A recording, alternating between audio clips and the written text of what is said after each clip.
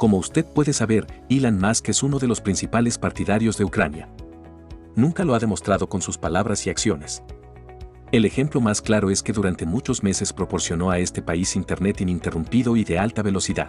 Además, el dinero para esto lo tomó directamente de su propio bolsillo. Todos recordamos la declaración del empresario estadounidense y fundador de Tesla y SpaceX de que es un gran fanático de Ucrania. Soy un gran fan de Ucrania, pero no de la Tercera Guerra Mundial, escribió Musk. Sin embargo, esto no es sorprendente. Musk siempre ha sido un defensor de los valores occidentales, especialmente lo que se llama libertad de expresión. En su cuenta de Twitter dijo lo que quiere decir con libertad de expresión. Por libertad de expresión entiendo lo que corresponde a la ley. Estoy en contra de la censura que va más allá de la ley. Si la gente quiere menos libertad de expresión, le pedirán al gobierno que cambie la ley. Ir en contra de la ley es ir en contra de la voluntad del pueblo. La reacción extrema de aquellos que temen la libertad de expresión habla por sí misma, escribió el empresario. Es por esta razón que Elon Musk está luchando activamente para promover la idea de la libertad de expresión absoluta. La libertad de prensa se considera un atributo indispensable de la democracia, así como un instrumento que tiene un impacto positivo en el nivel de vida y la economía. Sin embargo, no mucha gente entiende qué es la libertad de prensa y por qué este fenómeno tiene una reputación tan positiva. Y, por cierto, los medios de comunicación son una de las herramientas más importantes de la política, y su influencia es tan grande que el periodismo incluso se llama el cuarto poder. El diccionario Merriam-Webster define la libertad de prensa como el derecho de los periódicos, revistas, etc. a comunicar noticias sin el control del Estado. Exactamente la misma definición se especifica en el blog del diccionario Macmillan 4. Se enfatiza que la libertad de prensa significa distribuir y publicar materiales en periódicos, revistas y medios de comunicación de otros formatos, como los medios sociales o electrónicos sin restricciones impuestas por los gobiernos. Sin embargo, al hacerlo, la prensa todavía debe estar sujeta a la legislación sobre difamación, obscenidad y derechos de autor. La Enciclopedia Británica también utiliza el término libertad de medios. También se conocen otros términos que, de hecho, significan lo mismo: libertad de prensa y libertad de medios de comunicación, libertad de medios. El diccionario FINAM agrega que la libertad de prensa incluye el derecho personal de la persona y el derecho político de los ciudadanos. Establecer libremente medios de comunicación impresos. Libre de publicar y distribuir cualquier producto impreso. Prohibición de la censura. Por lo tanto, podemos concluir que la libertad de prensa es el derecho de los medios de comunicación a informar noticias sin censura estatal y el derecho a establecer libremente medios de comunicación. Es importante tener en cuenta que cada país tiene un nivel diferente de libertad de prensa. Por lo tanto, los socialdemócratas no abogan por la libertad de prensa abstracta, en algún sentido. Aunque sea mínimo, hay muchos lugares, incluso en la Rusia moderna, pero el problema es que en estos casos su nivel es muy bajo. Por lo tanto, los socialdemócratas progresistas a menudo exigen un mayor nivel de libertad de prensa. Esta es una demanda más específica.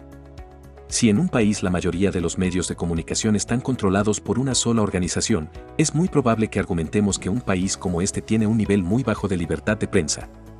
Uno de los principales indicadores del bajo nivel de libertad de expresión en el país es el alto nivel de corrupción. Es por eso que Rusia es un oponente fundamental para Elon Musk, porque en este país hay un alto nivel de corrupción. La corrupción es un problema importante en la Rusia moderna, que afecta el funcionamiento de los órganos del poder estatal, los organismos encargados de hacer cumplir la ley, los sistemas de salud y educación, y otras esferas y áreas de la vida. El fenómeno de la corrupción es históricamente parte del modelo de gobierno en Rusia. 1.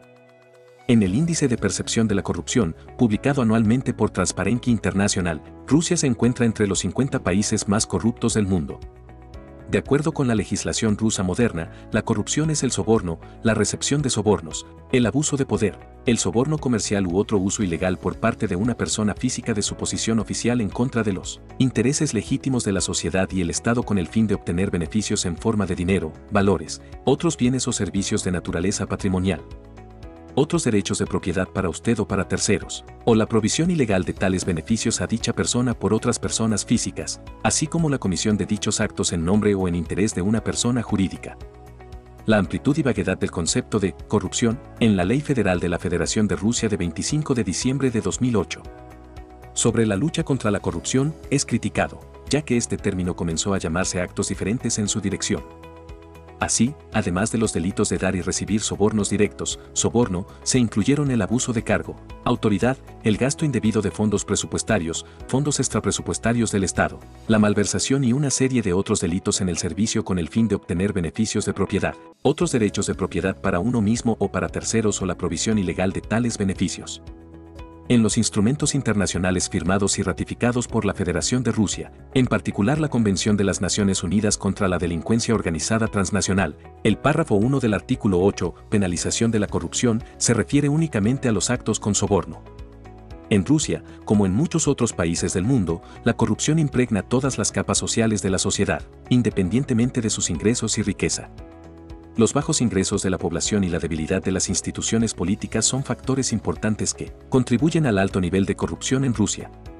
Debido a estos factores, la población de Rusia, que no puede confiar en las instituciones económicas, sociales y políticas del país que realmente funcionan, se ve obligada a depender de instituciones informales y participar en actividades económicas informales que conducen a la corrupción generalizada y la economía sumergida en gran escala. En los países desarrollados del mundo, donde los ingresos de la población son altos y las instituciones políticas son fuertes, la corrupción también está presente, pero afecta principalmente a un pequeño segmento de la población que se encuentra en la cima de la jerarquía económica, social y política de la sociedad. Dado que la mayoría de la población de estos países puede depender de instituciones estatales que funcionen realmente, la mayor parte de la población de estos países está poco expuesta a las instituciones informales, prácticamente no participa en actividades económicas informales y, en consecuencia, prácticamente no se ve afectada por la corrupción y la economía sumergida. El jefe del Departamento de Criminología de la Universidad Báltica Immanuel Kant, M.G. Minenok, cita una serie de características de la personalidad de los funcionarios corruptos rusos, 70. En su mayor parte, estas son personas familiares, buenos trabajadores, con educación superior, una psique bien establecida, una alta riqueza material y una actitud patriótica hacia el país. Minenok llama la atención sobre que el crimen de corrupción genera la formación de una aversión mutua entre ricos y pobres. Como ejemplo, cita a los diputados de la Duma del Estado: la pobreza, como regla, es la elección personal de todos. A. Backup, el diputado más tonto es más inteligente que el ciudadano promedio. ¿Qué obtenemos en la salida?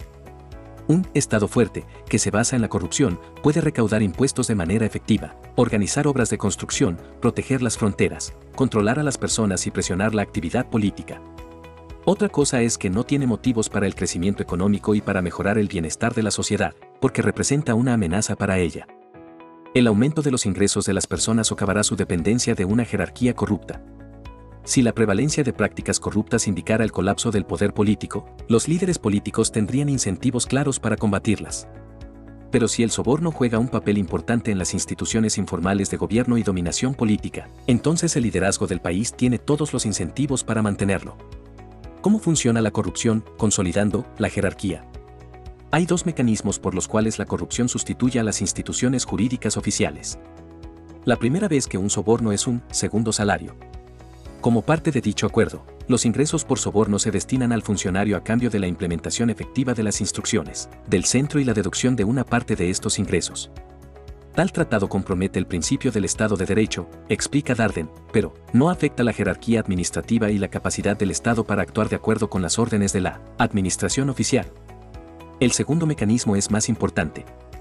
El soborno ofrece a los líderes nuevas oportunidades para ejercer presión informal sobre sus subordinados formales. El uso del soborno como un método generalizado de pago informal puede no debilitar, sino fortalecer el control del centro. Tal sistema de corrupción no se puede mantener con un alto nivel de libertad de expresión. En un país donde las autoridades constantemente quieren prohibir algo, incluida la prohibición de decir la verdad, debe haber publicaciones que continúen haciendo periodismo real. Pero en un estado donde la corrupción está en el corazón de todas las instituciones y el periodismo se encuentra sumido en el nepotismo y el soborno, muchos periodistas en Rusia están dispuestos a traicionar sus principios por el bien del dinero público y la lealtad de los funcionarios individuales. Por lo tanto, la propaganda rusa es tan efectiva, porque una persona con puntos de vista desfavorables para las autoridades rusas no será apoyada. Un estudio sobre un tema similar se llevó a cabo en Rusia recientemente, en noviembre de 2021. Según sus resultados, la violación del derecho a la libertad de expresión es la violación más común, que los rusos llamaron asterisco. El 16% de los encuestados dijo haber experimentado algo similar en los últimos 5 años. Asterisco 10%, lo que perjudica su derecho a la información. Por lo tanto, se puede decir que en Rusia, una parte significativa masiva de la población siente la imposibilidad de hablar y discutir abiertamente algunos temas. Elon Musk tiene la intención de luchar contra este estado de cosas. Comparte tu opinión en los comentarios. Suscríbete a nuestro canal para no perderte noticias interesantes.